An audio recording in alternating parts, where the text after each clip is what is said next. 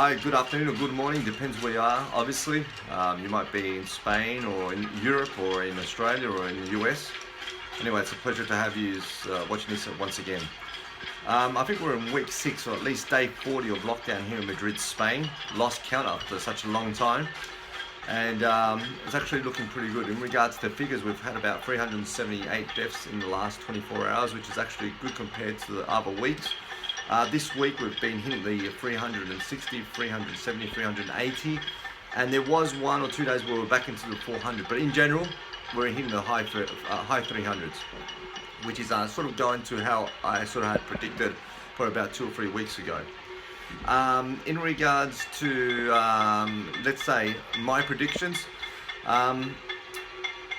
we're going good, okay, and there have been some changes in the restrictions here in Spain, but we're not expecting anything to be lifted, okay, or let's say lift the whole let's say lockdowns until let's say probably after the 15th of May. That was my prediction, and by what we're seeing by the government, that's what they're also doing. They've extended the lockdown period till the 9th of May, and then from there they'll decide if they'll do it again. I said after the 15th, that's when they'll probably raise it.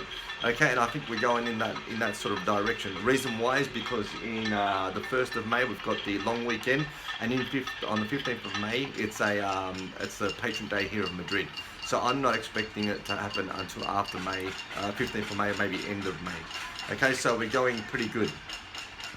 Tell me a bit more about the restrictions. What else has happened there? So it's extended until the 9th. I think until the 11th. I think it is. Okay, probably till the 11th. Yeah, Okay. they will see what will happen during these 2 weeks, and if things go right, we will come back to the normal life, but we will start to open the restrictions. Otherwise, they will extend the quarantine for another 2 weeks or whatever is necessary. Okay, you're probably hearing at the back some background noise. Okay, and the reason behind this is the political controversy that's behind this whole coronavirus. Okay, so it's a bit of a people are coming out. It was said, I think, at 7 o'clock that people will come out and with the frying pans or the saucepans, casseroles, knock them against each other. So then, like a bit of a complaint against how the government is running this. And more than anything, at 8 o'clock today, there will be no clapping. The reason being is the health system has asked, okay, not to clap. The reason being is they haven't had the right protection mask or vest or whatever to be able to fight against this. Yeah, they asked for a minute of silence in respect of all the doctors and the nurses and all the health sanitary people who is suffering or have died because of the coronavirus. So. Now, it's not something that we actually had planned to hop out at this time, all right? We've got the video and we set it up, and all of a sudden they just started, so it was a bit of a coincidence, okay? But it's also good to see that you've got the two sides, all right, where people are coming out to complain and how it's actually being run. Also, the mass testing, that's a bit of an issue as well. Yeah, because the government, they promised that we will have a massive test for all the population, at least for the people who is working in the jobs that are essential for them, but no tests have arrived, so we cannot come back. So yeah, so you've got the medical system who haven't started the testing yet. Then you've got the other, let's say, essential workers who are in supermarkets or even in the banks that haven't had any testing. So there's a real big complaint. Then the other side is, and this is quite interesting, is that they're not allowing the companies that are running that to do their own testing. The government still wants to take control of that. Even though they haven't got the equipment yet, they want to take control, and these companies want to do their own mass testing themselves to make sure that their employees are safe and can start to work. Okay, so that's a big issue. Then we've also got like the football teams who want to start training so they can get the competition up and running once again, but the government is not permitting them to do that either.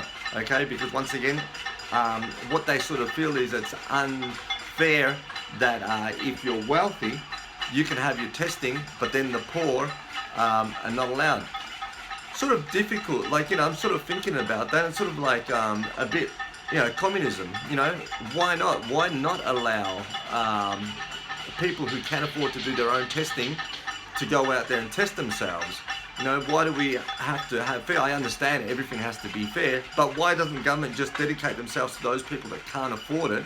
But then if there's companies that want to have their own testing, why not allow them to go out and do their own testing? But for me, the why is not that. The why is why the football teams are well organized to buy those tests, and the government of Spain is not well organized to buy them and to offer the population. I don't think it's a problem of wealth. Okay, but we've also got the other issue as well, where the government has bought some tests, but what's happened to those tests? That they are not working.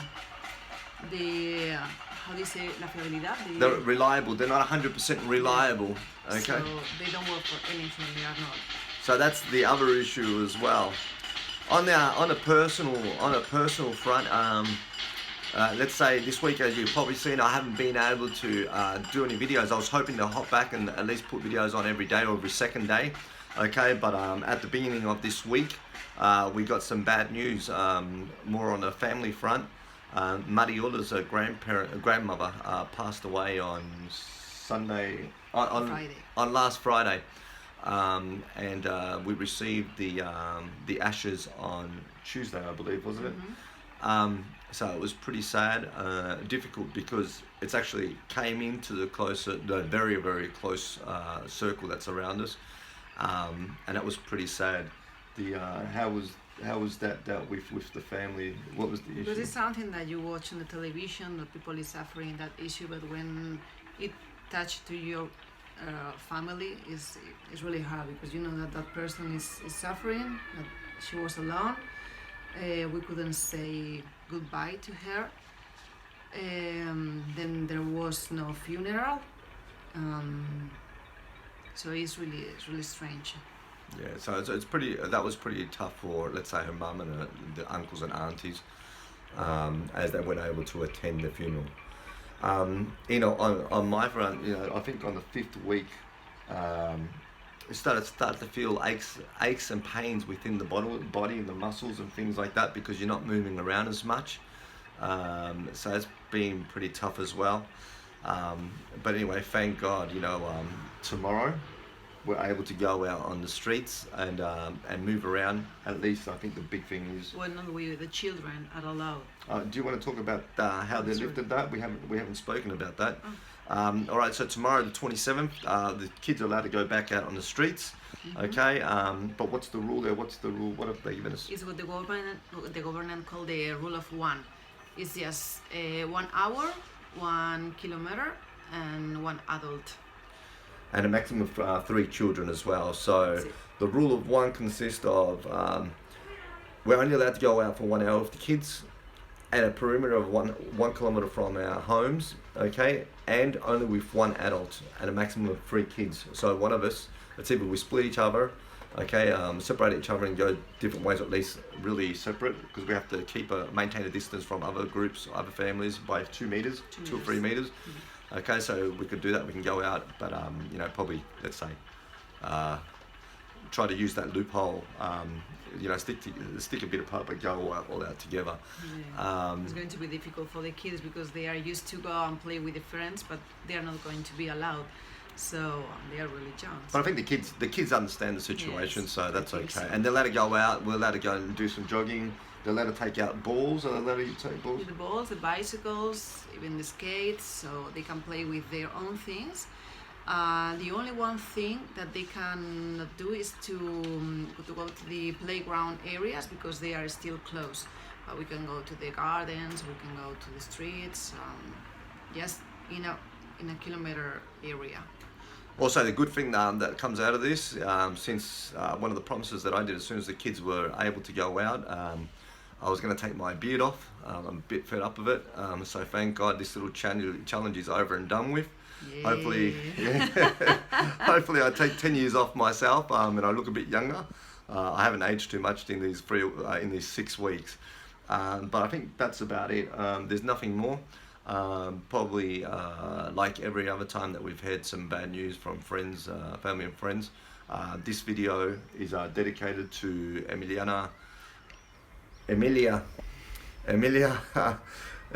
Galan. What's her name? What's her name? Yeah, no. Emilia Lázaro. Lázaro, sorry, Emilia Lázaro. Because here in Spain, the surname, the ladies don't lose a surname, so you've got to keep trace of 3 or 4 surnames, family surnames here. So anyway, so this is dedicated to her and to her children and her grandchildren. So, you know, just that's a moment of respect for her. God bless everyone. Take care. Take care, and hopefully we'll get a new one soon without a beard. Bye.